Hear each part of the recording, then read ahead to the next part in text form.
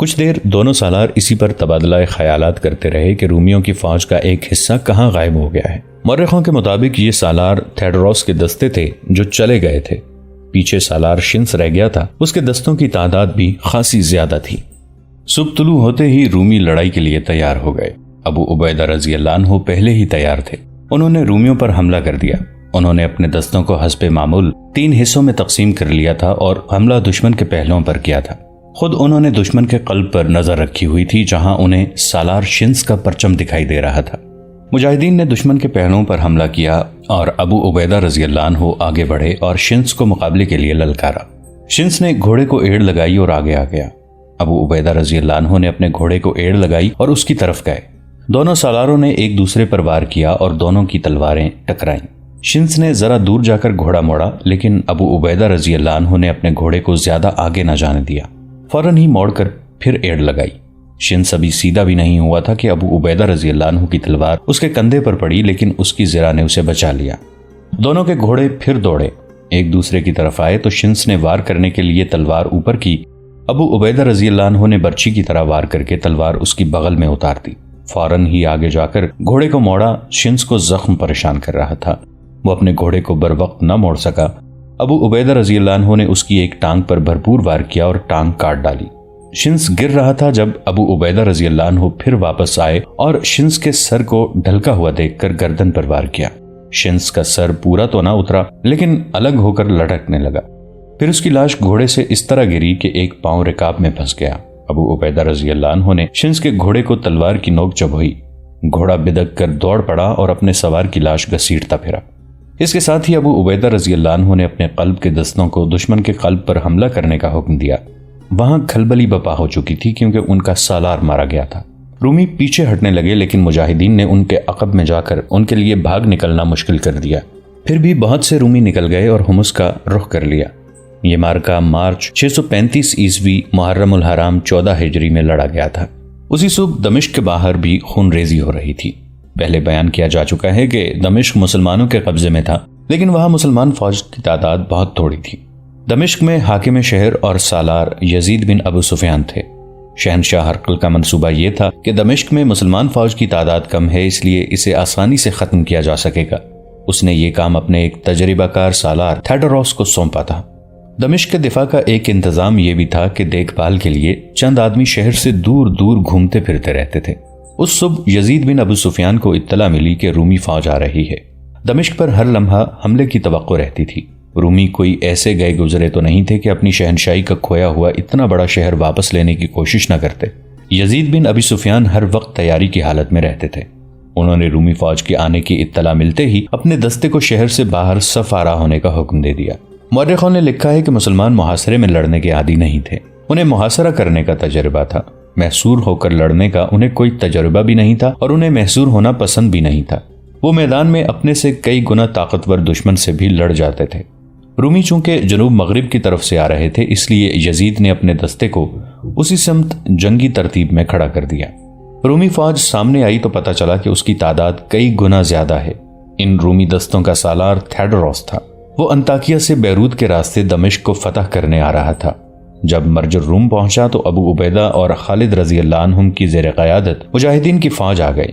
اسے دمشق پہنچنا تھا، وہ وقت ضائع نہیں کر سکتا تھا۔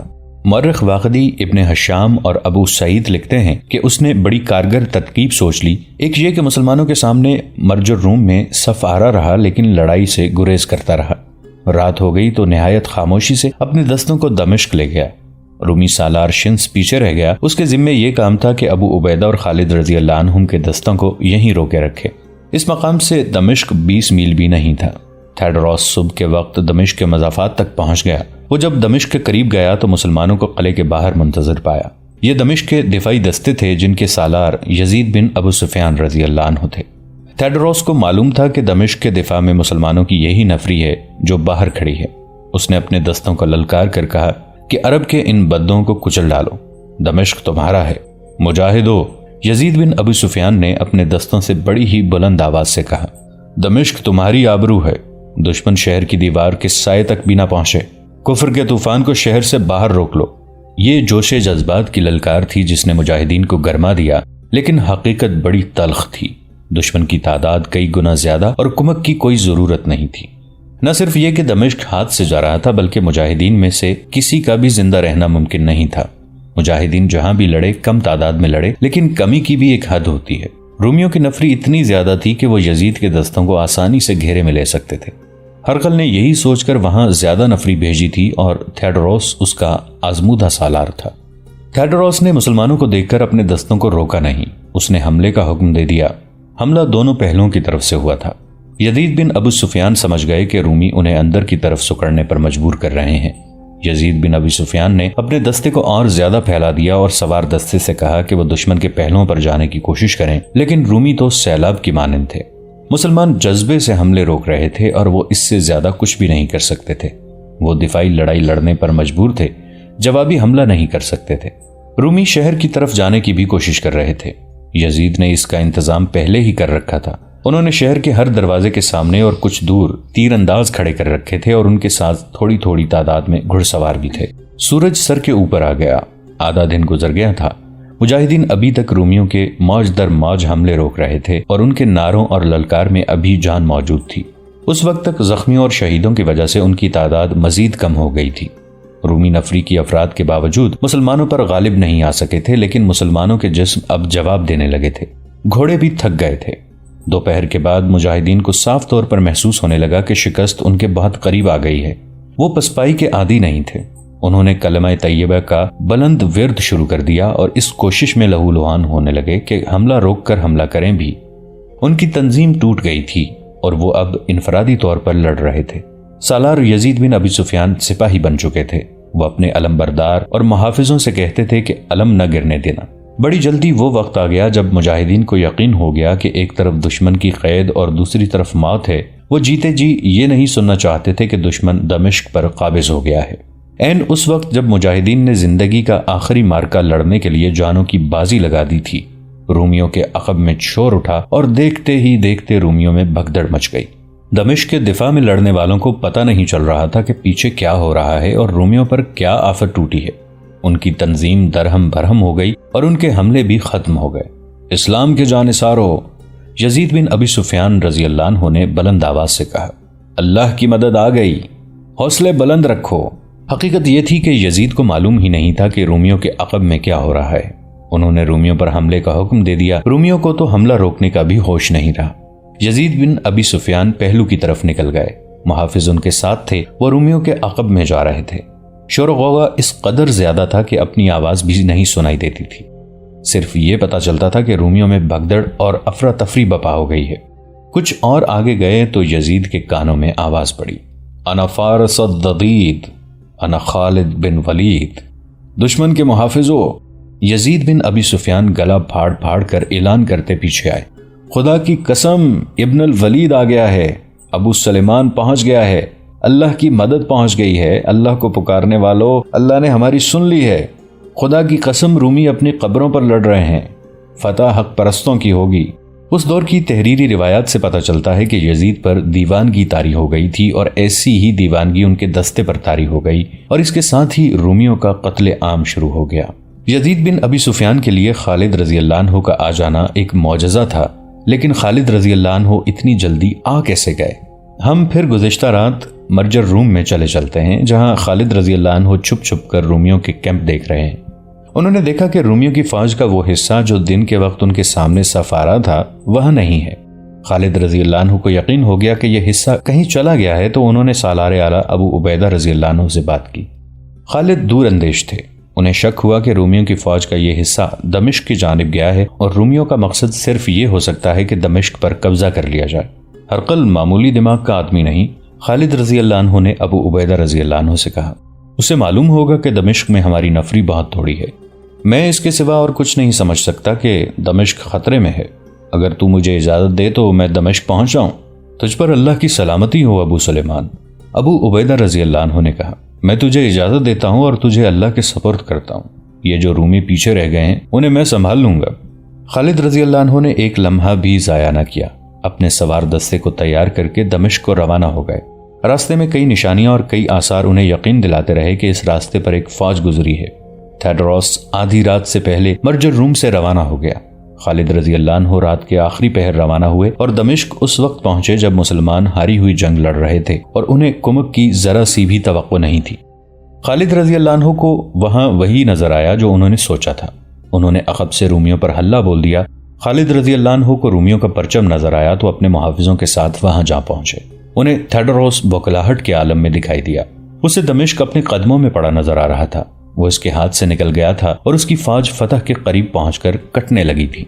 میں رومیوں کا قاتل ہوں، خالد رضی اللہ عنہ نے تھیڈروس کو للکارا۔ میں وہیں سے آیا ہوں جہاں سے رات کو تو آیا تھا۔ تھیڈروس نے تلوار نکال لی۔ دونوں سالاروں کے محافظ الگ الگ ہٹ گئے۔ خالد رضی اللہ عنہ نے تھیڈروس کے 2-3 وار بیکار کر دیے اور اس کے ارد گرد گھوڑا دوڑاتے رہے۔ تھیڈروس کو بھرپور وار کرنے کے لیے موزوں پوزیشن نہیں مل رہی تھی۔ وہ خالد رضی اللہ عنہ کے رحم و کرم پر تھا۔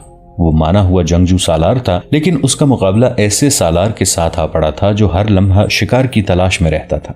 آخر اس نے بڑے غصے میں خالد رضی اللہ عنہ تک پہنچنے کی کوشش کی، لیکن خالد رضی اللہ عنہ نے ایک پینترا بدل کر اپنے آپ کو تھیڈروس کی زد سے دور کر لیا اور دوسرے پینترے میں ایسا وار کیا کہ تھیڈروس گھوڑے پر ہی دوہرا ہو گیا۔ خالد رضی اللہ عنہ کے دوسرے وار نے اسے ختم کر دیا۔ اب رومیوں کے کرنے کا ایک ہی کام رہ گیا تھا کہ بھاگیں اور اپنی جانیں بچائیں۔ وہ رومی خوش قسمت تھے جو زندہ نکل گئے۔ مال غنیمت میں زرہ، خودیں، ہتھیار اور گھوڑے خاص طور پر قابل ذکر تھے۔ ادھر ابو عبیدہ رضی اللہ عنہ نے دوسرے رومی سالار شنس کو ختم کر دیا تھا۔ ابو عبیدہ رضی اللہ عنہ نے خالد رضی اللہ عنہ کو اس حکم کے ساتھ روانہ کر دیا کہ وہ حمص پہنچ کر وہاں کا محاصرہ کر لیں۔ ابو عبیدہ رضی اللہ عنہ خود ایک اور اہم مقام بالبک کی طرف روانہ ہو گئے۔ توقع یہ تھی کہ ان دونوں جگہوں کا محاصرہ طول پکڑے گا اور مقابلہ بڑا سخت ہوگا، لیکن مورخوں کے مطابق مسلمانوں کی تلوار کی دہشت وہ کام نہیں کر سکتی تھی جو ان کے حسن اخلاق نے کیا۔ مسلمان جدھر جاتے وہاں کے لوگوں میں پہلے ہی مشہور ہو چکا ہوتا کہ مسلمان کسی پر کوئی زیادتی نہیں کرتے اور انہی شرطوں کے پابند رہتے ہیں جو وہ پیش کرتے ہیں۔ اس دور کی فاتح فوجیں سب سے پہلے مفتوح شہر کی خوبصورت عورتوں پر حلہ بولتی تھیں، پھر لوگوں کے گھر لوٹ لیتی اور گھروں کو آگ لگا دیتی تھیں۔ یہ اس زمانے کا رواج تھا اور اسے فاتح فوجوں کا حق سمجھا جاتا تھا، لیکن مسلمانوں نے اس رواج کو نہ اپنایا بلکہ نہتے لوگوں کی عزت و آبرو اور جان و مال کی حفاظت کی۔ اسی کا نتیجہ تھا کہ ابو عبیدہ رضی اللہ عنہ بالبک پہنچے اور شہر کا محاصرہ کیا تو وہاں جو رومی دستہ تھا اس نے غیر مشروط طور پر ہتھیار ڈال دیے۔ خالد رضی اللہ عنہ نے حمص کا محاصرہ کیا تو رومی سالار بربیس باہر آ گیا اور امن کے سمجھوتے کی پیشکش کی۔ ابو عبیدہ رضی اللہ عنہ بھی پہنچ چکے تھے۔ ان کے حکم سے رومی سالار سے 10,000 دینار اور زربفت کی 100 قباؤں کا مطالبہ کیا گیا جو رومی سالار نے قبول کر لیا۔ معاہدہ یہ ہوا کہ مسلمان 1 سال تک حمص پر حملہ نہیں کریں گے اور اگر اسی دوران روم کی فوج نے اس علاقے میں مسلمانوں کے خلاف کوئی معمولی سی بھی جنگی کارروائی کی تو مسلمان صلح کے معاہدے کو منسوخ سمجھ کر جوابی کارروائی کریں گے۔ اس معاہدے پر دستخط ہوتے ہی شہر کے دروازے کھل گئے اور مسلمان فوج داخل ہوئی۔ مورخ ابن اسیر لکھتا ہے کہ حمص کے لوگ یہ دیکھ کر حیران ہوئے تھے کہ مسلمان دکانوں میں جاتے اور جو چیز لیتے اس کی قیمت ادا کرتے تھے۔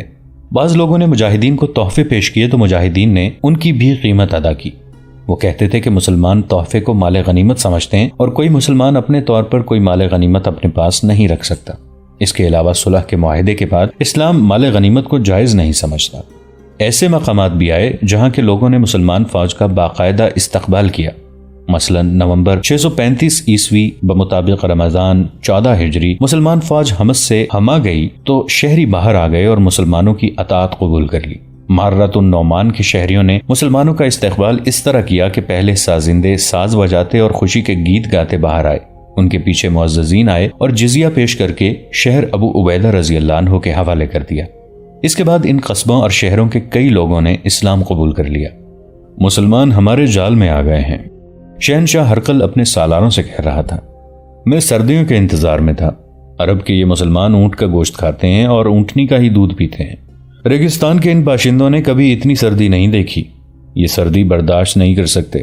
اس ملک کی سردی ان کے جوش اور جذبے کو منجمد کر دے گی، پھر موسم سرما ختم ہونے تک مسلمان ختم ہو جائیں گے، ہم انہیں بڑی آسانی سے شکست دے سکیں گے، ان کے خیمے انہیں سردی سے نہیں بچا سکیں گے۔ ہرقل نے حکم دیا کہ حمص سے مسلمانوں کو بے دخل کر دیا جائے۔ کچھ دنوں بعد ابو عبیدہ رضی اللہ عنہ کو اطلاع ملی کہ رومیوں کی کمک حمص پہنچ گئی ہے۔ رومیوں کی اس کارروائی کے بعد حمص کا معاہدہ ٹوٹ گیا تھا۔ ابو عبیدہ اور خالد رضی اللہ عنہم کہیں اور تھے۔ اطلاع ملتے ہی وہ اپنے دستوں کو ساتھ لے کر حمص جا پہنچے۔ خالد رضی اللہ عنہ پہلے پہنچے تھے۔ وہ حمص کے قریب گئے تو باہر رومی فوج لڑنے کے لیے تیار کھڑی تھی۔ خالد رضی اللہ عنہ نے اس فوج پر حملہ کر دیا۔ رومی پیچھے ہٹتے گئے اور قلعے میں داخل ہو کر انہوں نے دروازے بند کر دیے۔ اس کے فوراً بعد ابو عبیدہ رضی اللہ عنہ بھی اپنے دستوں کے ساتھ آن پہنچے۔ ابو سلیمان، ابو عبیدہ رضی اللہ عنہ نے خالد رضی اللہ عنہ سے کہا، یہ محاصرہ تیرا ہے اور تو اس کا سالار ہے۔ یہ ایک بہت بڑا اعزاز تھا جو ابو عبیدہ رضی اللہ عنہ نے خالد کو دیا۔ خلیفۃ المسلمین کے احکام کے مطابق سالار اعلیٰ ابو عبیدہ رضی اللہ عنہ ہی تھے۔ یہ دسمبر کا مہینہ تھا، سردی کا عروج شروع ہو چکا تھا۔ مسلمان اتنی زیادہ سردی کے عادی نہیں تھے، ان پر سردی بڑا برا اثر کر رہی تھی۔ یہ سب سے بڑی وجہ تھی کہ محاصرہ طول پکڑتا گیا۔ اس دوران خلیفۃ المسلمین کا حکم آ گیا، اس کے تحت کچھ دستے عراق کو بھیجنے تھے۔ یہ دستے چلے گئے تو رومی سمجھے کہ مسلمان محاصرہ اٹھا رہے ہیں، لیکن ایسا نہ ہوا۔ رومی یہی توقع لیے قلعے میں بیٹھے رہے کہ مسلمان محاصرہ اٹھا لیں گے۔ مارچ 636 عیسوی کا مہینہ آ گیا۔ سردی کی شدت ختم ہو چکی تھی۔ رومی سالار ہربیس روم کے شاہی خاندان کا آدمی تھا۔ اسے کسی کے حکم کی ضرورت نہیں تھی۔ اس نے اپنے نائب سالاروں اور کمانداروں سے کہا کہ سردی کا موسم گزر گیا ہے، بیشتر اس کے کہ مسلمانوں کو کمک مل جائے اور یہ سردی سے بھی سنبھل جائیں، ان پر حملہ کر دیا جائے۔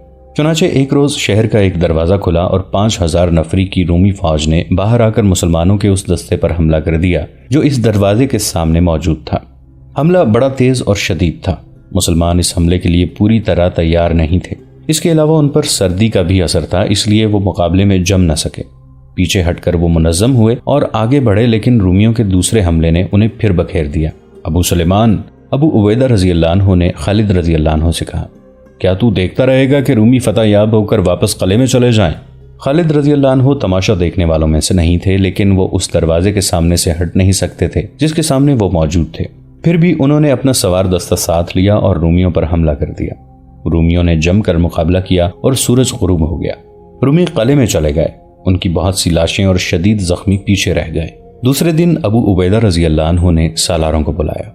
کیا تم نے خود محسوس نہیں کیا کہ کل رومیوں نے باہر آ کر حملہ کیا تو ہمارے آدمی بے دلی سے لڑے؟ ابو عبیدہ رضی اللہ عنہ نے شکایت کے لہجے میں کہا، کیا ہم میں ایمان کی حرارت کم ہو گئی ہے؟ سردی سے صرف جسم ٹھنڈے ہوتے ہیں۔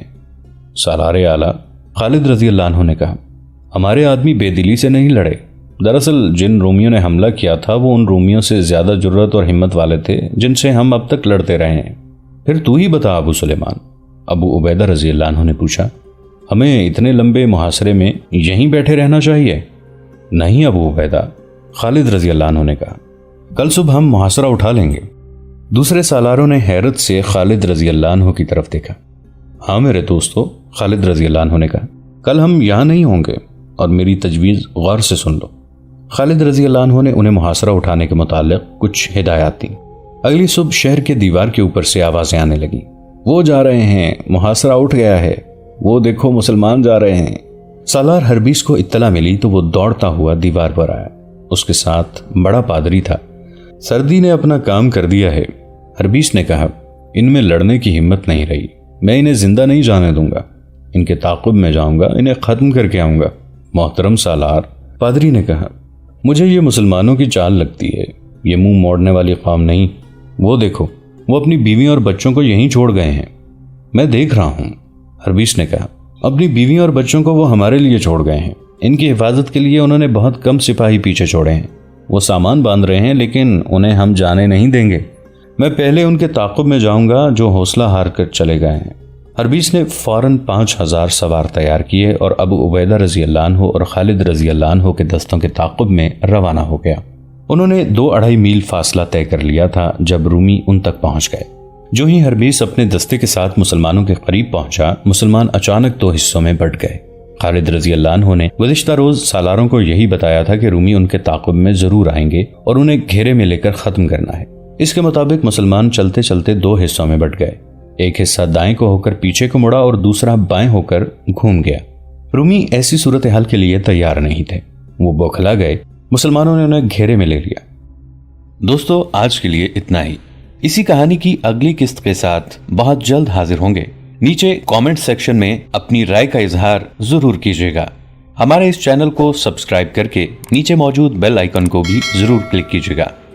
اگلی ملاقات تک کے لیے ہمارا اور آپ کا اللہ نگہبان۔